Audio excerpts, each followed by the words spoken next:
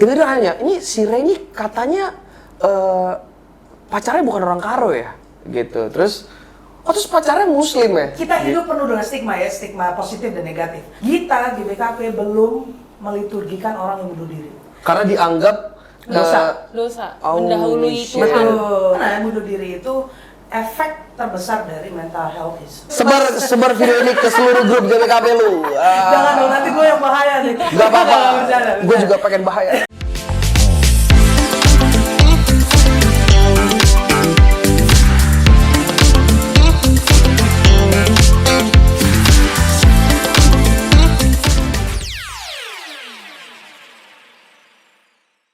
Halo, kembali lagi di Podcast Tempatnya opini kamu.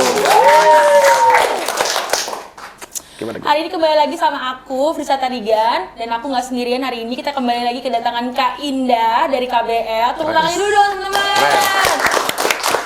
Dan kita di sini juga udah ada bintang tamu yang spesial. Ada Rehan di Tambun.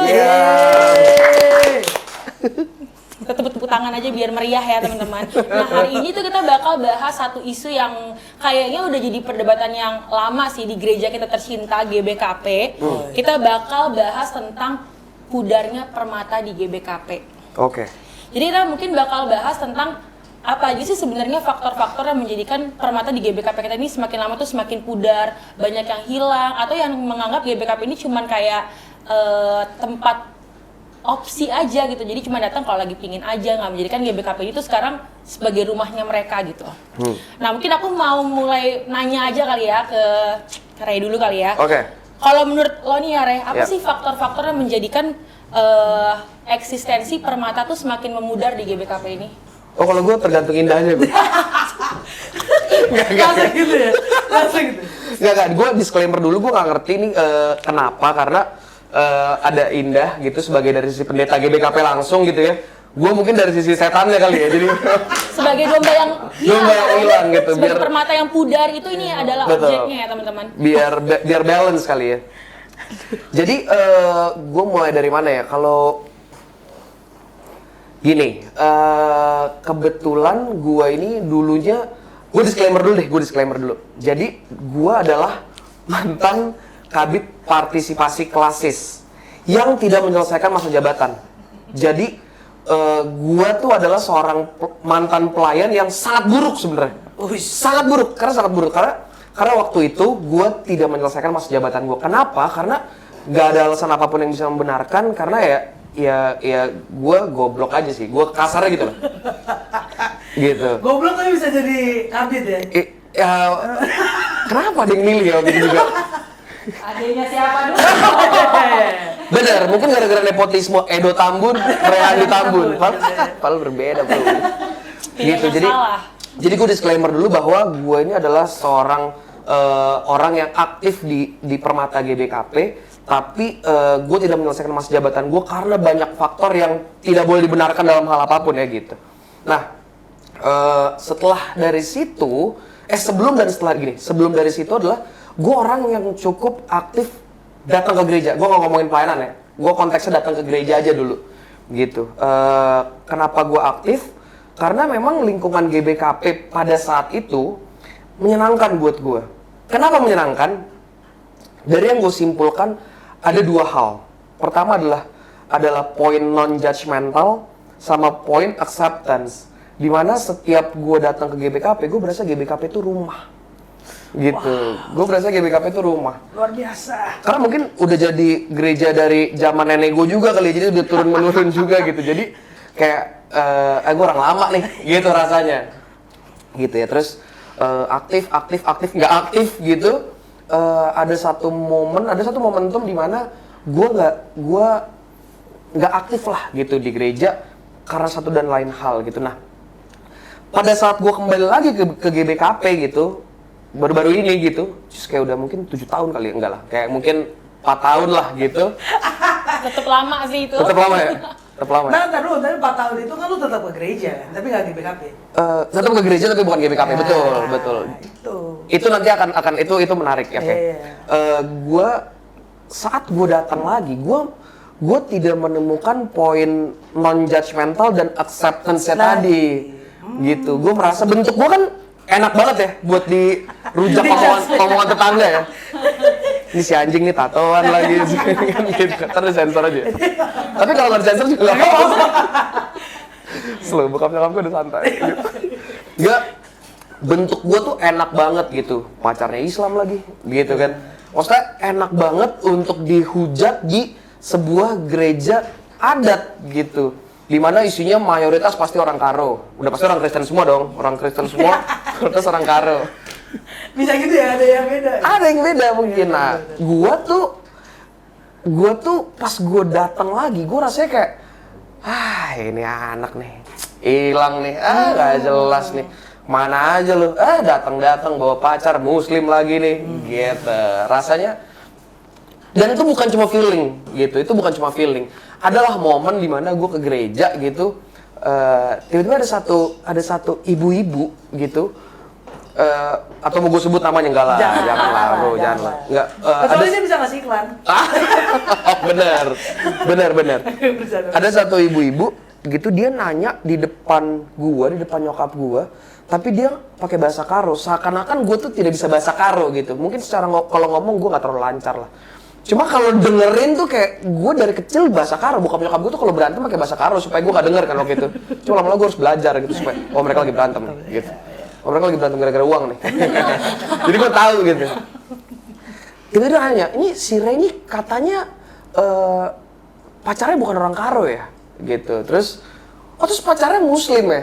Gitu. Terus nyokap gue kayak, iya. Nyokap gue kan juga preman juga kan gitu. Terus kayak, iya, emang kenapa? Gitu. Terus gue dengernya juga kayak, gue gak terganggu. Gue sama sekali gak terganggu. Kenapa gue gak terganggu? Karena gue punya tombol on off untuk kayak oke, gue nggak mau terganggu, gue tinggal offin tombol gue gitu. Karena menurut gue kalau gue terganggu dengan hal-hal bodoh seperti itu, hidup gue gampang ke distract lah. Nah terus tapi dari situ gue menemukan bahwa ternyata banyak orang-orang seangkatan gue segala macem itu tuh mengalami hal yang sama gitu, mengalami hal yang kayak aduh gue males nih GBKP, ntar gue dijudge, ntar gue diomongin, ntar gue digosipin, gitu. Pokoknya semuanya jelek tentang diri dia, kira-kira gitu. Oke, kalau dari Kak Indah? Jadi sebenarnya kalau perspektif gua terkait dengan Permata yang memudar, ya pertama udah pasti gerejanya nggak relevan buat kehidupan pemuda gitu. Jadi terlepas dari nilai-nilai yang luntur ya, ada acceptance, non-judgmental gitu kan. Buat gue surprise juga gue denger Ray pernah merasakan GBKP itu non-judgmental gitu. Karena sepanjang gue masih Permata, ya kami satu angkatan, nggak jauh beda gitu ya. Cuma beda setahun atau 2 tahun. Bedanya lu pendeta, gue penjahat ya. Ya nggak apa-apa gitu. Loh, nggak bakal ada pendeta kalau nggak ada penjahat. Bener. Dan pendeta nggak guna kalau penjahatnya nggak ada. Bener. Nah gitu. Jadi artinya kalau Ray pernah bisa merasakan ada masa di mana GBKP itu non-judgmental, nah berarti kita punya resources kan untuk melakukan itu. Betul. Kita punya kemampuan untuk melakukan itu. Sayangnya berjalannya waktu, berkembangnya era, semakin bising dengan dunia sosial, semakin marak gereja-gereja karismatik yang lebih relevan, lebih menyenangkan gitu ya. Artinya kenapa Permata pudar? Menurut gue yang pertama ya emang gereja nggak menjawab pergumulan Permata itu sendiri gitu. Lalu yang kedua menurut gue juga adalah mungkin Permatanya juga belum tahu mencari apa gitu. Jadi nggak bisa dipahami, nggak bisa disalahkan. Kenapa sih nggak ke gereja? Nanti kita bisa menemukan banyak hal ya, belum tentu gitu. Karena mungkin Permata juga lagi bingung dia mau nyari apa. Dia udah kelelahan dengan pekerjaan, kelelahan dengan relasi di tengah relasi pacarannya kah, pertemanannya kah, relasi kantornya kah, datang ke gereja, dia juga nggak tahu mau ngapain saking lelahnya dengan hidup. Gitu. Jadi buat gue personal selalu ada andil dari dua pihak, dari gerejanya yang tidak relevan, dari Permata yang mungkin memang sedang lelah aja gitu loh. Jadi bukannya dia menyalahkan gerejanya gitu. Ada yang memang pengennya cuman bernyanyi misalnya, ada yang pengen cuman nonton ibadah lewat YouTube misalnya, gitu. Nah gereja nggak jawab itu lagi gitu. Dibilang ya itu bukan gereja. Nah hal-hal seperti itu yang menurut gue faktor cukup mempengaruhi lah pudarnya gereja. Jadi gue nggak mau terjebak pada dikotomi relasi pacaran beda agama, terus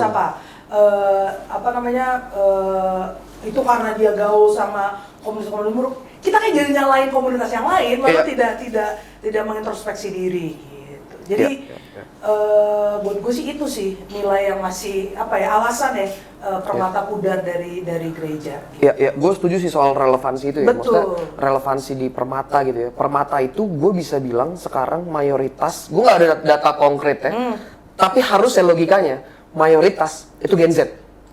Harusnya. Oke. Ya, menurut gue harusnya kayak gitu. Nah, Gen Z ini kalau lu kasih makanan yang gitu-gitu aja nggak dimakan, gitu. Ini salah satu contohnya adalah podcast ini adalah bentuk langkah di mana ini lu mau coba melakukan sesuatu yang memang lagi relevan gitu. Podcast di mana-mana, tapi GBKP bikin podcast juga. Gitu, gue nggak tahu kalau GBKP lain ada apa enggak juga ya, tapi setahu gue kayaknya ini cuma yang doang, iya, betul. Kayaknya cuma ini gitu. Nah, Bagus loh. bagus, keren loh, keren. Itu juga, nah jadi salah satu halnya gini dah, ini gue nggak tahu ini bener apa enggak ya, soal relevansi, bahwa kekristenan itu bukan cuma tentang orang Kristen kan, tapi gimana caranya orang Kristen bersosialisasi dengan orang non-Kristen. Betul. Gimana caranya orang Kristen menerima hujatan dari orang non-Kristen misalnya segala macam. Gimana caranya orang Kristen digosipin di mana segala macam, gimana cara menerimanya, apakah kita langsung tusuk lehernya, apakah kita doakan Atau kita gitu. minta bantuan Hamas gitu. Betul, kan gitu kan. Orang kekristenan kan bukan tentang sebanyak hal kan. Betul. Tentang banyak hal segala macam. Mungkin ya gitu. Kayak kita mungkin bisa kayak nanti podcast nextnya emang bisa ngundang orang yang bahkan tidak percaya adanya Tuhan di dunia ini, paham nggak? Gitu. Tapi apakah kita mengglorifikasi itu? Enggak. Tapi maksud gue faktanya orang-orang itu ada. Nah, inilah yang disukain sama Gen Z ini gitu. Hal-hal yang memang apa ya bahasanya, open minded kali ya? Gitu, walaupun gue nggak open minded juga sih sebenarnya. Dan sebenarnya kalau ke Gen Z lebih konstruktifnya adalah mereka itu lebih suka sesuatu yang tidak belonging. Iya. Jadi ya udah mereka embrace everything, merangkul semuanya tanpa harus jadi komunitas, jadi anggota di satu tempat gitu. Dan itu berbeda banget dengan para pemimpin gereja kita atau pemimpin gereja lah yang sekarang masih milenial, masih baby boomers gitu ya, yang penting keanggotaan gitu. Penting sekali lu belonging gitu. Penting lu mengidentifikasi lu anggota mana, lu ngapain. Kalau lu jadi anggota ini ada requirement yang harus dipenuhi dan segala macam. Nah, Gen Z itu lebih bebas, lebih cair gitu. Dan fokus dia adalah transformasi dalam bidang apapun. Jadi dia pengen apa nih yang berubah gitu. Apa nih yang apa yang jelas gitu, apa yang bermanfaat gitu. Mereka sangat pragmatis gitu, daripada generasi milenial, orang tua kita yang masih idealis. Tapi sebenarnya kalau misalnya aku ngerangkum tuh sebenarnya kadang-kadang tuh yang tidak bisa menyediakan kebutuhan tuh bukan gerejanya sih, karena kan kalau kita GBKP sendiri kan sebenarnya udah dalam bentuk organisasi ya, kita ada birokrasinya, kita ada pengurusnya, dan kadang-kadang sebenarnya segala kebutuhan jemaat dan relevansinya itu ke kebutuhan permata itu sendiri tuh kadang-kadang yang jadinya tidak tersampaikan tuh karena birokrasinya itu tidak mengizinkan adanya hal tersebut tuh untuk ada. Contohnya, jadi dulu di tahun lalu kita tuh sebagai pengurus tuh kemarin tuh menyodorkan suatu program ke gereja. Jadi kita tuh menyodorkan program konseling yang menghadirkan psikolog beneran. Oh, nice. Karena kita berpikir ketika kita menghadirkan psikolog beneran itu tuh lebih akurat ya, maksudnya dia tuh menilai dari apa yang dia pelajari secara keilmuan dan dia punya kode etik untuk tidak menceritakan hal tersebut ke orang lain, karena yang namanya menceritakan sesuatu tuh kita kan harus membangun rasa percaya ya. Sedangkan kalau kita di GBKP ini kita tahu sendiri ya, tembok punya mulut, punya telinga. Jadi kita tuh kadang-kadang untuk membicarakan sesuatu yang menurut kita tuh memalukan tuh sangat sulit, padahal sebenarnya kita butuh untuk membicarakan hal tersebut. Kita kasih program itu kita juga bikin anggarannya setipis mungkin, dan kita bikin itu setahun tuh cuman ada 3 kali. Ya kadang kita juga bikin free trial dulu kan, kira-kira Permata kita nih mau apa enggak, cocok nggak ya dengan program ini. Dan ternyata waktu itu ditolak. Karena dia bilang, kan ada pendeta. Kenapa kita nggak konseling ke pendeta kita aja? Dan hal itu sangat disayangkan. Jadi waktu itu aku sempat ceritain hal ini juga ke orang tua aku, terus orang tua aku bilang, nggak beda dong, pendeta. Kita kan kadang-kadang ada orang yang tidak butuh ayat Alkitab ketika ada masalah. Kayak aku lagi gini, ya kamu baca Samuel 1 lah. Kita bacanya Samuel lagi. Kita nggak. Harus kejadian lah. Padahal tuh sebut. Padahal kadang-kadang orang yang kayak gitu tuh kita nggak butuh ayat Alkitab gitu. Kita butuh sesuatu dikasih advice yang apa ya? Yang bahkan kadang bukan cuma advice, mungkin acceptance tadi ya. Acceptance yang cuma pingin didengar. Karena dia ini kan benar-benar orang lain, bukan orang yang kita kenal. Kalau orang pendeta kan kenapa kita akan kenal kan, bukan orang yang kita kenal, kita mungkin juga lebih nyaman gak sih kadang-kadang ngomong sama orang yang kita nggak kenal, karena kita berpikir dia juga nggak punya kepentingan untuk gosipin kita gitu ya kan. Dan itu ditolak. Padahal sebenarnya pada masa sekarang itu kan kayak tadi ngomongin Gen Z, mereka kan sangat aware banget ya sama yang namanya mental health issue. Dan itu menurut aku iya seharusnya kita bisa tuh jadiin si program ini jadi wadah untuk mereka. Jadi mereka tuh nggak yang self claim gitu loh, kan banyak yang kayak aduh kayaknya gue depresi, padahal sebenarnya belum tentu lo tuh depresi. Mungkin lo cuman lagi di fase yang capek, atau lo mungkin lagi nggak mood aja, bukan berarti lo depresi. Itu yang salah satu jadi contoh bahwa ya iya kadang-kadang yang bikin Permata tuh jadi hilang dan pudar tuh bukan gerejanya, tapi birokrasi yang ada di dalamnya. Karena mereka tuh kadang-kadang nggak melek untuk menyuguhkan program-program yang relevan. Oke, gue mau nanggepin ini boleh? Silakan. Ini terlepas dari Gen Z sering menjadikan mental health issue sebagai tameng ya. Sepakat. Alasan, aduh nggak bisa, aku lagi mental breakdown nih. Iya. Lu gue ADHD. Iya. Dari mana Google? Wah. Feeling. Gitu. Nggak, maksudnya terlepas dari itu. Ini gue konteksnya mau diskusi nih dah gitu. Jadi ada sebuah gini, kita anggap ada sebuah kejadian ya. Gitu. Dan ini sering terjadi di GBKP yang gue dengar gitu. Misalnya ada satu orang anggota GBKP, misalnya keluarganya itu depresi. Terus misalnya habis depresi dia bunuh diri. Oke. Terus omongan yang gue denger gitu, kalau misalnya sering terjadinya adalah ini dia pasti nggak dekat sama Tuhan. Bener nggak sih Dah gitu? Apakah dia dekat sama Tuhan apa tidak gitu? Apa sebenarnya jangan-jangan Tuhan itu tidak ada? Itu konspirasi enggak. Maksud gue, apakah itu relevan gitu saat orang mengalami sebuah masalah, terus dia tidak bisa handle itu, dia mencari psikiater, dia nggak Tuhan nih berarti gitu. Itu gimana sih Bu Indah? Jadi yang pertama ya, yang gue pengen mengkritisi juga ketika program itu ditolak, lalu apa alternatif dari inovasinya Permata? Jangan sampai kita tahu itu program oke, tapi karena kita mungkin merasa powerless, terus kita nggak ngadain alternatif lain. Buat gue sih, Lovecast ini salah satu alternatif yang dimana kamu bisa menggunakan psikolog. That's nice ya. Bisa menggunakan psikolog tanpa harus menjadi program lain gitu. Dan kamu bahas aja isu yang jadi entry point supaya Permata itu tidak tabu untuk datang ke psikolog. Bahkan kita punya psikolog yang hebat, Marga Kembaran di daerah Bogor gitu, dan sering sekali diundang untuk membicarakan itu. Gitu. Tapi untuk konseling memang budaya cerita secara jujur apa adanya itu kayaknya memang masih PR besar. Bukan hanya di GBKP ya, tapi konteks Indonesia secara umum. Jadi itu yang pertama. Jadi nanti mungkin bisa, ya ini gue jadi sedikit promosi dari KBL gitu ya. Salah satu yang gue bangun bersama dengan Permata KBL itu adalah Deep Talk. Jadi 3 konselor, ada Kakku, ada Pendeta Agustinus, dan ada gue gitu. Dan memang ke gue ini banyak banget nih. Dan dia bisa cerita apapun gitu. Bisa menceritakan hal yang terkadang gue pikir gue gak perlu cerita itu gitu, tapi ya karena dia ngerasa dia butuh cerita, dia butuh ngerasa aman juga untuk menceritakannya gitu. Dan gue gak punya, ya itu ya, gue harus akui privilege gue di sini karena gue pendeta, gue punya hak untuk, gue nggak, kalau misalnya dipaksa untuk menceritakan karena ada yang mau diurus gitu ya, misalnya terkait birokrasi, kita harus tahu apa yang dia rasa, gue akan menutup gitu. gitu. Gue punya privilege di situ. Kalau mungkin karena menurut gue ya gaji gue juga nggak gede ya di GBKP gitu kan, maksud gue power gue justru di situ menurut gue. Ya nggak sih? Kalau tadi psikologi dia mengikat di kode etik, kalau gue menurut gue di power.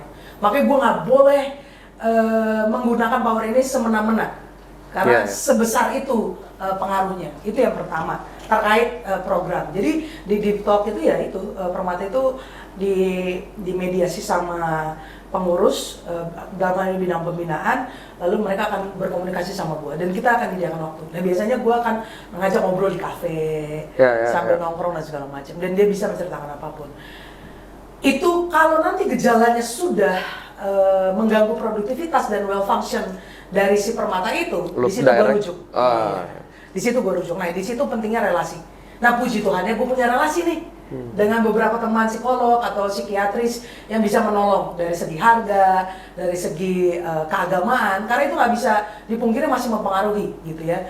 Kadang-kadang dari segi gender ada orang yang nggak pengen psikolognya itu laki-laki gitu, karena mungkin masalah dia sangat sensitif untuk diceritakan dengan lawan jenis, berbagai macam faktor gitu. Jadi gue sih mendorong Permata untuk ya nggak apa-apa ditolak, tapi bukan berarti kita nggak punya kreativitas untuk menyediakan media yang lain gitu. Itu yang pertama. Lalu yang kedua adalah terkait imannya karena jauh dari Tuhan. Gue balik nih pertanyaannya, Re.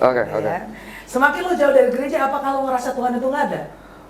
Sebenarnya gue gak pernah jauh dari gereja ya, tapi kalau gue jauh dari GBKP mungkin sering. Tapi gue saat gue jauh dari GBKP, gue ke Tiberias. Iya oke, nggak apa-apa. Tapi gue nggak suggest sih sebenarnya. Ya nanti gue bisa suggest gereja yang lain. Tapi jangan ke situ. Oke, it's okay lah. Kita ngomongin itu. Nah tapi maksud gue adalah kita itu pakai pembelaan itu hanya karena kita nggak tahu apa yang dihadapi oleh orang yang punya suicidal thought atau punya depression gitu. GBKP di tahun 2021 di dalam buku PJJ-nya di bulan September, dan itu sampai gue post di Instagram gue, dia sudah membahas tentang bulan pencegahan bunuh diri. Kan jatuh di bulan September, ya kan? Nah itu dibahas tuh di PJJ. Gue ngerasa akhirnya kebuka nih, ada entry point-nya. Betul, ada entry point untuk membahas ini. Dan puji Tuhan ya, saat itu gue yang pimpin persiapan majelis. Nah di situ gue jelasin bahwa sederhana ya. Gue jelasin pertama, kita nggak akan pernah tahu pola pikir mereka yang mengalami depresi, gitu ya. Jadi jangan pernah kita ngerasa yang sehat ini bisa menyelesaikan semua masalah, tidak, gitu ya. Orang yang sudah mengalami depresi, dia punya symptoms, gejala-gejala yang kita nggak akan pernah tahu fluktuatifnya seperti apa, frekuensinya, munculnya triggernya apa, efek dia setelah mengalami trigger itu apa, itu banyak banget, benar-benar gitu. Dan orang yang mempelajari ini sampai sekarang masih bergumul dengan itu, apalagi lu nggak belajar. Itu satu ya. Yang kedua, bunuh diri itu apa ya, orang sampai benar-benar ngambil keputusan aksi untuk bunuh diri itu panjang banget. Dan gue bisa menjamin atau enggak di saat yang sama, mereka bukan mencintai kematian, tapi mereka tidak mencintai kehidupan. Yes. Gitu. Jadi panjang banget gitu. Terus lu cuma jawab, ya itulah karena jauh dari Tuhan. Iya, gue ngerti. Paham ya? Nah itu cuman jawaban membungkam kebodohan. Iya. Gitu. Karena ketika lu ada Tuhan ya di kalimat lu, seakan-akan itu kalimat benar. Iya benar. Jangan semangat-semangat. Bukan. Maksud gue gini, itu tuh kalau dianalogikan mungkin kayak gini kali deh. Kayak lu di sebuah tempat gelap gitu ya, terus ada suara gitu, paling gampang dipikir adalah ini ada setan gitu. Padahal kan jadi tikus, maling, begal gitu kan. Cuma maksud gue mungkin saat orang mengalami ini, orang yang paling gampang dipikirkan adalah dia jauh dari Tuhan nih. Iya. Jadi itu buat gue itu stigma. Kita hidup penuh dengan stigma ya, stigma positif dan negatif, apapun itu gitu. Tapi kayaknya kita lebih suka merawat stigma negatif. Sepakat. Daripada merawat stigma positif gitu. Stigma positif harusnya turunannya apresiasi. Stigma negatif turunannya judgment gitu, penghakiman gitu. Maka itu cuman cara kita membungkam kebodohan kita terhadap kita nggak berani nyentuh ke situ. Itu yang kedua respon gue. Yang ketiga adalah itu karena teologinya nggak kuat. Gitu. Sekarang pola pikir ya, ini lagi gue menghadirkan kegelisahan, kebiasaan. Memang sebelumnya juga gue kebiasaannya gitu, Ray. Gue bilang gini, kalau memang kita percaya di dalam acara-acara kematian, kita selalu bilang Tuhan juga hadir dalam kematian. Lalu kenapa bunuh diri jadi masalah? Kenapa dibilang jauh dari Tuhan? Tuhan juga hadir? Exactly. Lu bisa baca Mazmur. Tuhan juga hadir di kematian. Gitu. Artinya, kalau begitu, ini kan sebenarnya kelemahan kita untuk berani mengatakan bahwa ya ternyata bunuh diri juga pilihan. Iya. Itu fenomena gitu. Betul. Dan ya ini yang masih disayangkan dan kita doakan ya teman-teman, ini tata gereja lagi di amandemen untuk tahun 2025 ya. 4. Oh bukan, ini sama kayak pemilu. Beda Oke. gitu ya. Gue selalu mendeklarasikan ya isu bunuh diri ini. Kita GBKP belum meliturgikan orang yang bunuh diri. Fenomenanya udah banyak yang terjadi. Oh, jadi maksudnya orang yang meninggal karena bunuh diri itu tidak diliturgikan? Itu kenapa? Ada tuh. Itu tata gereja. Gue merinding dah. Jadi gue merinding. Gue baru tahu deh.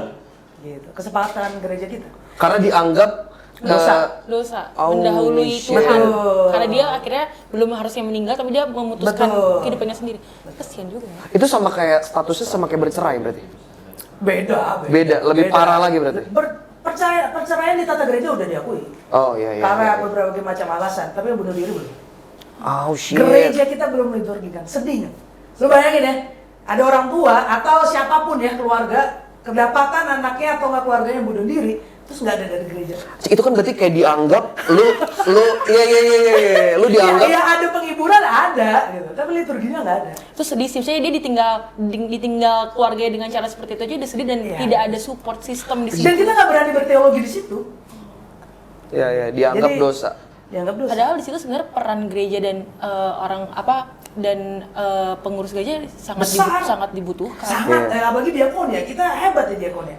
Jadi ini GBKP, kita harus ingetin lagi bahwa bunuh diri itu Nah, artinya bukan gara-gara gini, dekat sama Tuhan, dekat jauh sama Tuhan. bukan, Gitu. sama sekali bukan. Sekarang gini deh, siapa sih yang bisa bilang aku jauh dari Tuhan? Orang Tuhan gue yang lebih berkuasa. Kita bilang yang bilang, gue jauh nih dari lu. Orang dia yang lebih powerful, terus kita yang mangkir. Nggak, buat aku sih nggak rasional. Nggak make sense ya? Nggak make sense. Kecuali gue jauh dari Ray. Wajar, kita compatible gitu. Saya bisa mengatakan saya jauh dari dia gitu. Karena kita setara. Jauh dari Tuhan. Oh, that's nice. Ya, itu kegelisahan. Jadi, buat saya itu hanya stigma yang kita pakai untuk membungkam kemalasan kita untuk belajar dan lebih tahu. Gitu, Keren. Ya. Gitu. Oke. Berarti kalau Agak tegang ya? Iya, agak tegang. Agak Baru tahu juga kalau misalnya ternyata kalau bunuh diri kan diliturgis kayak Ya, kalau nanti teman-teman baca tata gereja kita belum. Berarti dianggap Ya berdosa. semoga itu bisa dapat segera diubah ya. Karena bunuh diri itu efek terbesar dari mental health issue. Iya, betul. Jadi kita jangan sosok ngomongin keselamatan. Ya. Kejauhan ya? Kejauhan dulu ya kalau sampai situ aja lebih kita belum. kayak omong kosong. Tapi gimana ya maksud? Sebar video ini ke seluruh grup GBKP lu. Jangan dong, nanti gue yang bahaya nih. Gak apa-apa. Gue juga pengen bahaya. Tapi maksud saya adalah disclaimer ya, ini bukan kita mengglorifikasi kelemahan kita, tapi justru ini fenomenanya. Ya, faktanya ada. Gitu. Ya. Gitu. Terus kita mau mangkir dari fenomena itu. Katanya gereja mesti eksis. Ya.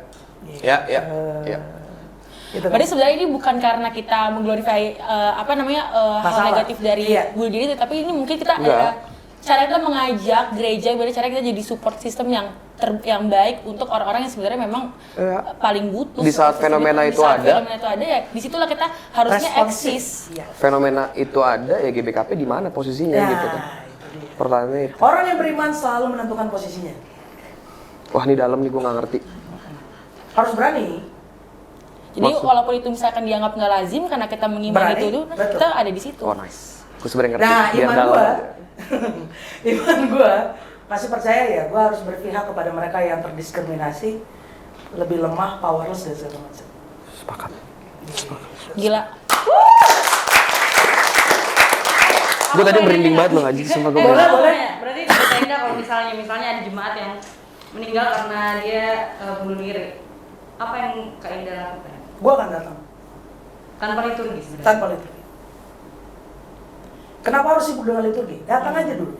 Ada untuk hadir. Ya. Sebagai manusia ya. Dan terima semuanya, acceptance. Mereka nanti mau marah sama Tuhan, mau benci Tuhan, mau marah sama gereja, terima aja dulu semuanya. Karena itu semua memang fasenya mereka untuk ngerasain itu. Iya. Dan ini disclaimer lagi, banyak banget teman-teman dari komunitas lain, dari GBKP datang ke gue karena sudah memiliki pikiran itu. Nah ini balik ke tadi ya, waktu gue pimpin sermon itu, gue ngerasa gue harus berani nih ngomong, statement gue sederhana. Gue bilang bahwa kecemasan berlebihan atau anxiety disorder, depression itu memang harus punya diagnosa. Iya. Tapi kan kita nggak punya uang nih ke psikolog Iya. karena begitu mahal per jam gitu ya. Iya. Maka mulailah dengan apa? Jujur apa adanya dengan segala keresahan. Kalau ada orang yang jujur dengan keresahan, ya jagalah kerahasiaan itu. Betul. Mulai aja dari situ. Gak usah muluk-muluk harus begini minum obat, belum tentu gitu loh. Ya. Itu yang pertama. Yang kedua adalah jangan anggap itu dosa. Ini kita ngomongin dosa ya, kayak terkesan kita paling suci gitu. Betul. Cuman beda aja dosanya. Betul. Tapi maksud gua, orang-orang yang depression bukan orang yang selalu melakukan dosa. Bukan orang yang punya kebiasaan menyimpang, enggak. Mereka yang depresi kebanyakan karena punya ketulusan yang dirusak. Kepercayaan yang tidak tercapai gitu. Maka berarti orang yang depresi itu orang yang sangat dekat sama Tuhan, tapi jadi kecewa dengan konteks yang sangat munafik itu. Anjing keren banget lagi. Aku sampai speechless. Terus kita bilang, kita yang nggak belajar ini, kita bilang dia jauh dari Tuhan. Iya. Yang gue mau kasih tahu teman-teman, gue pernah di fase itu, tapi gue belum suicidal thought. Karena gue masih mikir, kayaknya gue masih pengen nikah gitu ya. Iya. Enggak bercanda. Tapi maksud gue adalah, Iya. 2021 gue sampai ke psikolog karena gue nggak bisa tidur. 5 bulan sebelum gue jadi pendeta, gue muntah-muntah, gue ngerasa gue akan gagal dan segala macam. Di situ gue ngerasa gue butuh pertolongan psikologis. Gitu. Iya. Dan saat itu psikolog gue bilang, ini kalau kamu tidak cari pertolongan yang lebih konkret, kamu bisa ke depresi karena berat banget. Benar. Lo bayangin ya, gue punya iman seperti ini, gereja gue nggak dukung, misalnya. Iya. Depresi nggak depresi. 2 tahun lalu gue merasakan hal yang sama. Yang gue telepon bukan psikolog. Indah. Nah itu maksud gue. Nah maksud gue adalah itu udah terjadi. Iya. Dan GBKP secara deduktif ya, secara bahan PJJ udah membuka. Terus kenapa nganggung? Iya. Nah ini gue agak emosi ya. Karena menurut gue adalah ya ini langkah yang baik. Terima kasih ya podcast ini. Langkah yang baik untuk melihat fenomena dan responsif gitu. Gue masih berpihak pada itu. Jadi apa yang terjadi ya ada momen dimana gue pada saat sermon itu ada ketidaksepakatan lah. Namanya sermon ya gitu ya. Yalah. Akhirnya agak emosi, ke-trigger, gue matiin HP, gue banting HP dan segala macam. Gue nangis dan tidur saat itu. Terus gue ngerasa gue gagal untuk mengedukasi saat itu. Turns out, pagi harinya setidaknya ada 5 pertua diaken saat itu yang mengapresiasi dan mengatakan, saya juga pernah hampir berpikir, atau saya juga ada keluarga Suicidal thoughts. ya, mengalami itu dan tidak ada apa-apa dari gereja. Ya. Dan di situ aku nangis lagi ya, emang cengeng sih, gue emang badan gede doang tapi hatinya Hello Kitty gitu. Maksud gue pagi itu gue ngerasa ya udahlah, gue nggak peduli dengan satu gereja, gue peduli dengan 5 orang ini aja gitu. Atau yang penting gue setia dengan pemahaman ini, setidaknya ada orang yang tersadarkan bahwa ini bukan karena jauh dari Tuhan, bukan karena iman yang kurang gitu. Tapi emang karena ada ada kepercayaan yang dirusak, ada ketulusan yang dikecewakan dan segala macam. Guilt. Keren banget sih. Guilt. Kayaknya nanti Kak Indah kita akan sering undang deh. Dengan senang hati. Terus dong. Oke, berarti kan kita waktunya juga sedih banget ya, terbatas. Kalau terus kan kayaknya bisa 2 jam deh ngobrolin nice. ini ya. Tapi kalau aku sih nangkepnya berarti sebenarnya kenapa Permata tuh banyak yang pudar dari GBKP ya, selain mungkin sifat-sifat judgmentalnya, karena memang nggak bisa dipungkiri, memang ketika kita ngelakuin GBKP itu kadang-kadang tuh masih melihat hal-hal yang nggak lazim, tuh sesuatu yang salah gitu. Iya. Ya nggak sih, kayak misalkan pakai kayak paling simpel kalau perempuan dicat rambutnya. Iya. Itu mungkin buat mereka di tradisi mereka tuh nggak lazim. Jadi langsung dicat, kayaknya dia cewek nakal deh. Padahal belum tentu yang berambut hitam itu adalah orang yang lebih baik. Iya. belum tentu. Iya. Dan ya kayak saya kayak Ray nih tatoan. Itu pasti dia pasti anak berandalan. Padahal Betul. belum tentu. Untuk yang ini mungkin pengacara. Bercanda. Dia menguji dirinya cat sendiri. rambut. Ini cat rambut, Iya, cat rambut. santai aja bro. Kayak Pendeta Dewi rambutnya belum. Iya. Iya, cakep. Kayak gitu. Jadi menurut aku sih memang kita perlu tadi sih kata Ray. Karena nggak ada acceptance, jadinya adanya ngejudge. Iya. Karena kita nggak bisa menerima hal-hal yang nggak lazim, jadi kita ngejudge hal-hal yang nggak lazim itu. Yuk, Dan itu membuat orang nggak nyaman karena permata-permata zaman sekarang itu adalah orang-orang yang senang mencoba hal baru. Aduh, lihat tren baru mau coba, tapi ya itu tadi yang sebenarnya mereka ingin mencoba, ingin mengkreasikan diri, tapi nggak diterima. Jadi itu bikin mereka tuh males untuk ada di GBK. Padahal sebenarnya ya tadi Ray bilang sih, sebenarnya kita tuh regenerasinya, kita yang penting untuk ada di sini untuk membuka wawasan baru untuk orang tua kita. Kayak gitu. wah, Ada nih. Dan ya aku setuju sih sama Kak Indah, mungkin nanti kedepannya melalui podcast ini semoga nanti untuk yang liturgi, untuk orang yang suicide itu kita mungkin bisa sama-sama buka kembali sih, karena ya benar eksistensi gereja itu sangat diperlukan ketika kita dalam keadaan berduka. Orang tuh lebih butuh kita ketika mereka tuh berduka dibandingkan mereka bahagia. Iya benar. Mereka tuh butuh dirangkul, butuh dipuk-puk, Iya, ya benar. kan? Puk-puk, disayang-sayang. Kan dipuk sekali. Jadi kalau menurut aku mungkin ya dari podcast ini untuk ketua-ketua runggun kita, BPMR kita mungkin bisa ya. Bapak kita gua keren, bapak gua keren. dibikin ya programnya yang lebih relevan dengan Permata, dan kalau misalnya Permata mau berkreasi, tolonglah, please lah, diterima masukannya, dicoba minimal free trial dulu lah, Free trial. dulu lah. Benar-benar. Kalau memang ternyata perdepannya nggak cocok programnya, mungkin bisa dievaluasi ulang. Dan benar kata Kak Indah, podcast ini salah satu bentuk dari kreativitas Permata Tanjung Priok untuk bisa menampung opini-opini teman-teman True. kita. Makanya kita lebih bahas isu-isu yang di luar gereja, dan jarang banget mengundang pendeta sebenarnya. Sebenarnya related sama isu gereja. Sebenarnya iya, sangat related. Iya gitu. Tapi kita lebih pingin kayak mereka tuh bisa sharing aja. Kalau ada pendeta bisa tuh mereka tuh kayak, aduh takut nih gue ada pendeta nih, sharingnya gimana ya, ntar langsung dikasih ayat Alkitab. Jadi kita memang pinginnya kayak gitu. Makanya Kak Indah di sini karena mungkin Kak Indah pendeta yang cukup kayak rock and roll gitu. Rock and roll. Oke guys, jadi mungkin episode kali ini sekian dulu. Ya. Dan sampai ketemu di episode selanjutnya masih bersama dengan Kak Indah dan Rehandi. See you.